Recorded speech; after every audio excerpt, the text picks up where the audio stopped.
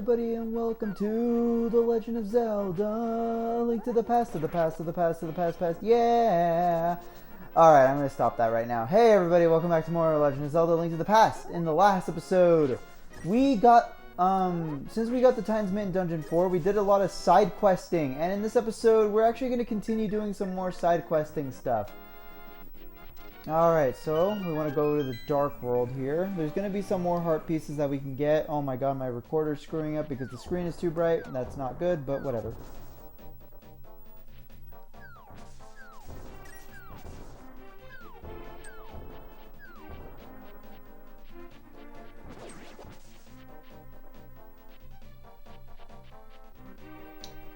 Alright, I hope the audio of the music isn't leaking into my commentary audio. Let's see. Alright, so we want to go near where Dungeon 5 is here.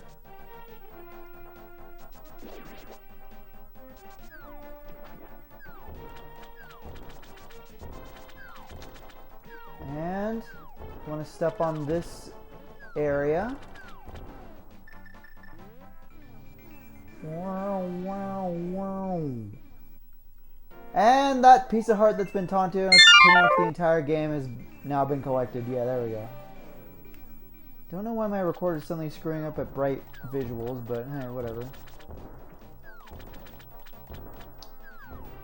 I'll lower the volume a little bit just because it feels like it's gonna leak into my audio if I'm not careful. Alright. Let's see.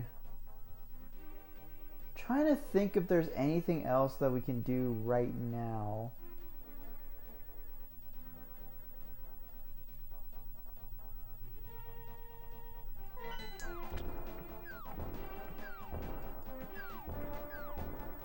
There actually is, now that I think about it. We're gonna have to... Alright. We're gonna want to go to the light world here.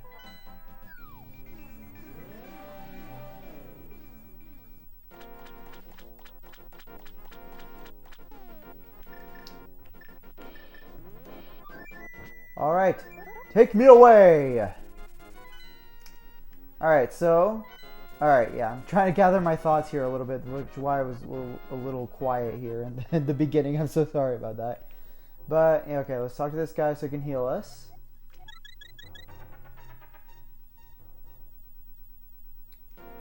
And there's another piece of heart that we can get right here and right now.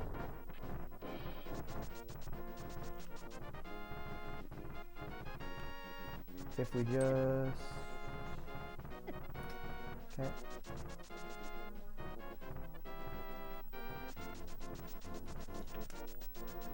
Alright, what we want to go do up here is go to the Dark World version of Death Mountain in this area.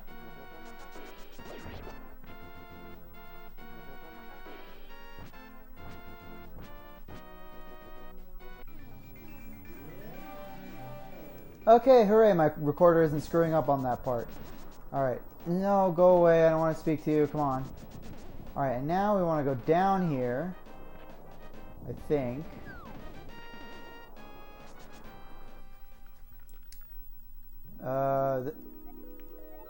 Oh, this is a fairy fountain. Okay, I think I went the wrong way. I'm pretty sure it was up there. I like the design of these trees a lot, actually. They look really cool.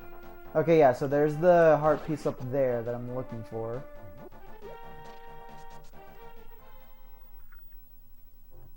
Okay, maybe you go through here, because I know you can't enter Death Mountain in the Dark World unless you're already up there. Okay, I kind of forgot that we need an extra item. Let's see. I don't remember if I can do this with, if I could cheese it with that. Oh my gosh.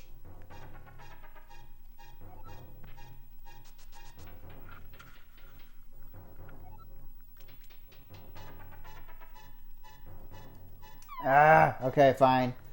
Alright, so turns out we can't do this yet because I kind of forgot that we need another item here to get that. Okay, so there's 5 dungeons left. Okay, so yeah, So that pretty much just leaves 3 more pieces of heart left in the entire game. Yeah, I know. So, okay, I think the best thing to do right now would be, well, probably be faster if I teleported back to the light world. Is to continue on the dungeons. Bye-bye! Okay. So yeah, we're actually gonna freaking continue on doing the dungeons now. I thought there was gonna be a lot more side quests that we could do, but apparently not. Alright, now before we do anything with the second dungeon in the Dark World, if you remember the way we got the heart piece here, it actually reset back to, so we want to make it so that it empties out the water again. Oh, frick. Come on. Okay, there we go. Ah, I didn't mean to collect it. Come on. Oh well, do I have one? Oh, I only have one. Okay.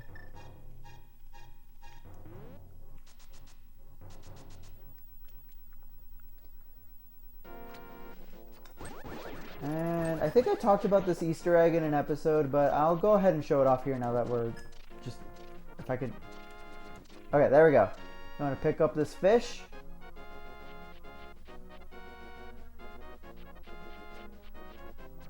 And give him a good swim. Take some rupees, but don't tell anyone I gave them to you. Keep it between us. I guess you could say it's a secret to everybody. Yeah, so they'll give you 20 rupees for doing that. I mean, it's a small amount of rupees for this point in the game, but pretty useful.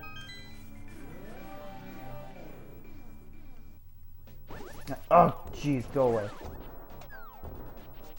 Alright, so mostly now, I'm gonna be doing the dungeons in order, alright, though? The only dungeon I really recommend going out of order for is Thieves Town. But all the other ones... oh, shoot, is it gonna... Oh, shoot, I think it might have gone back to it being full.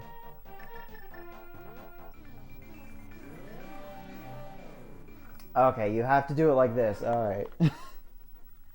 Hooray for me getting things wrong.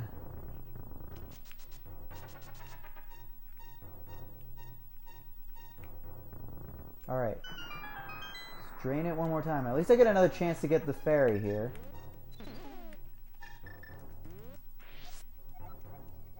Alright.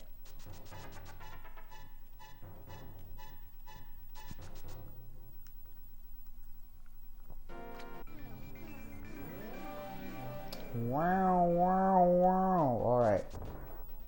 Alright, and here we are with Dungeon 2 of the Dark World, the Swamp Palace. This palace is going to mainly focus on water puzzles, like a certain other Zelda dungeon that nobody likes. You aren't going to really focus on lowering and highering water levels. Instead, you're just going to be filling up water passageways in order to cross gaps you wouldn't normally be able to otherwise. The main dungeon item is going to be the hook shot, which will allow you to traverse the overworld by crossing gaps by hooking onto specific materials on other ledges. It's actually really useful, and you're going to need it for a couple of overworld secrets later on in the game. That's basically all there is to this dungeon, not really much else, so here we go. And here we are in Dungeon 2. Now, this dungeon, from what I remember, it's not too difficult. It does take a little while compared to all the other dungeons we've done so far. Like, Palace of Darkness took quite a bit. Thieves Town was pretty short, all things considered, because if you knew what you were doing, you could beat that dungeon in like 5 minutes. This dungeon, however, kind of takes it to a whole nother level here. I always want to make sure the cracks aren't fake cracks. I believe this is going to be the map here. Yep.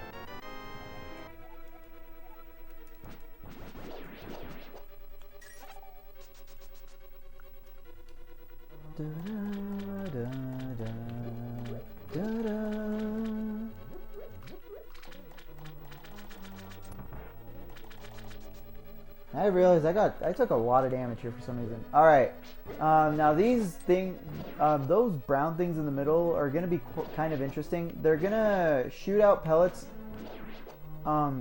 toward your nearest location. Only when you're slashing your sword. You can see there that it stops as soon as I stop slashing my sword.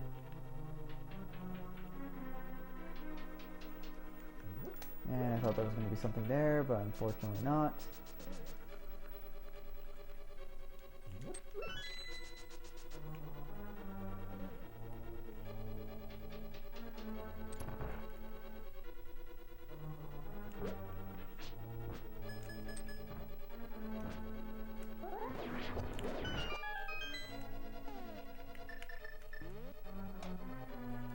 Alright, and we want to flick this switch over here because water puzzles! Yeah.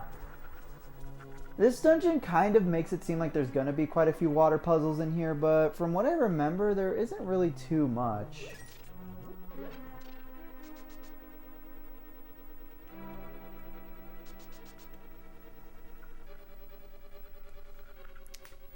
Whoa, shoot. I kicked my phone over.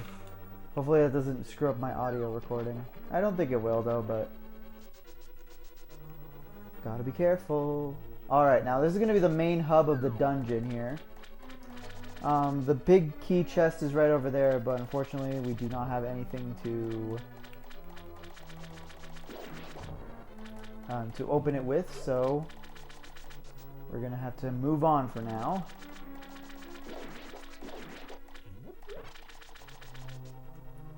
Now, I believe pushing this block will give us the compass. Yep.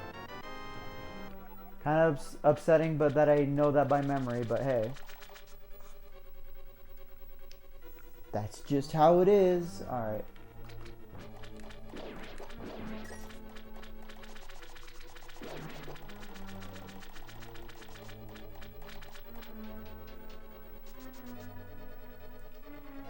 Okay, now this area of the dungeon get a little bit confusing because this is going to have you manage multiple floors with those on and off switches.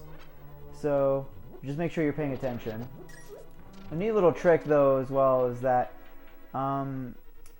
since the little turret only fires whenever your sword is out, you can actually just throw those skull pots at the enemies and make it so that you don't have to use up your sword.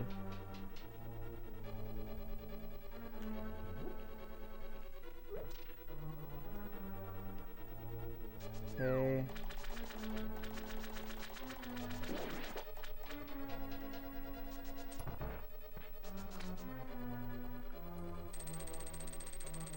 That is a pleasant sound, if I do say so myself. Alright. Get out of here. Actually, this way.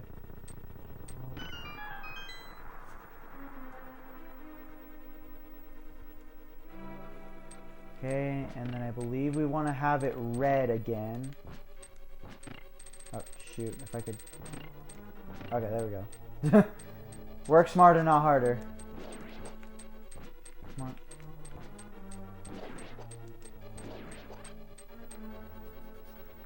Alright, yeah, and if I'm not mistaken, we want to keep that to be red. That will save us a detour later on in the dungeon.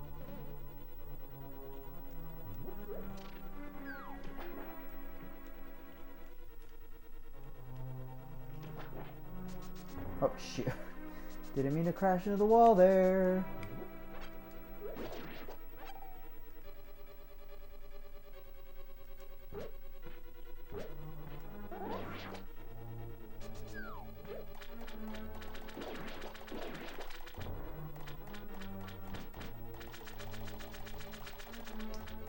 Alright. And then we're gonna go up to the second floor. And it's going to be another one of those instances where we want to fall down the correct hole to make progress. So, let's see. If you're low on health, these should have a couple hearts here. Quite a few, actually. Okay, and I believe we want to make or get over to this hole right here. Let's go find the hole. Hole in the hole. Okay, let's see.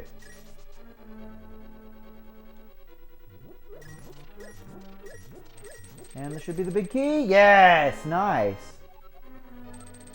And I believe the other chest on the other side is just a bunch of rupees, which we don't really need. So I'm going to go ahead and skip out on that and go back to the hub of the dungeon because, well, we need to get the big dungeon item.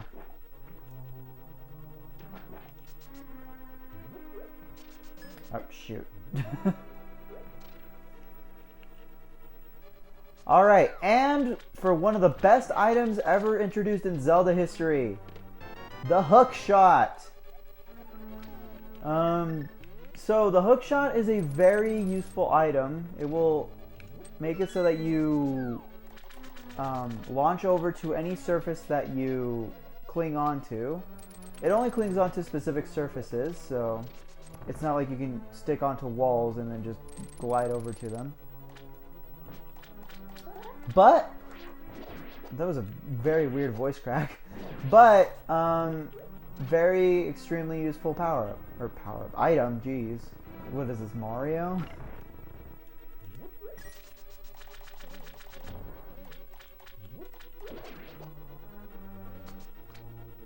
I think we want to go down this way. I was wrong! We don't want to go down this way.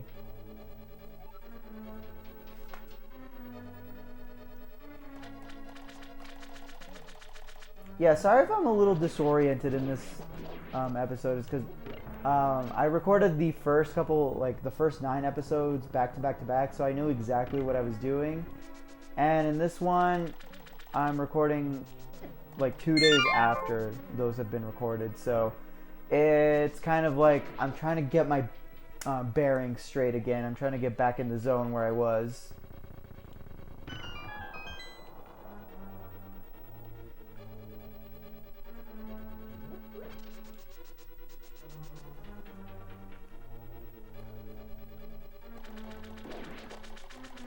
Alright. We go down here, we get more treasures here. And then we are going to want to collect as many rupees as possible because, like I said, we want to get those upgrades from the Great Fairy Fountain. And now I believe if you go over to this waterfall, one of these, there we go.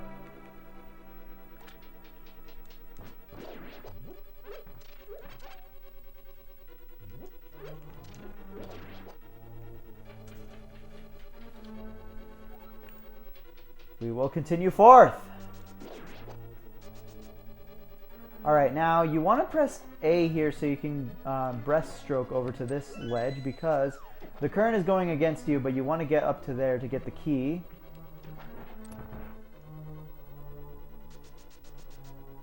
And wow, actually this dungeon was not that long at all. I thought it was going to be way longer. Alright, I forgot the name of this guy because I didn't look him up, but what you want to do here is hookshot his little clouds. Once they start spinning, you want to get as far away from them as possible because it's going to start shooting them all around like that. It's kind of like the Patras from Dungeon 9 and Ganon in the first Zelda game. Speaking of the first Zelda game, I tried doing a playthrough with my little cousin of the first Zelda game, and we got stuck. Well, he got stuck at Dungeon 6. As you guys know, it took a little while for him to like jump up. I don't know why I was so confused for a second.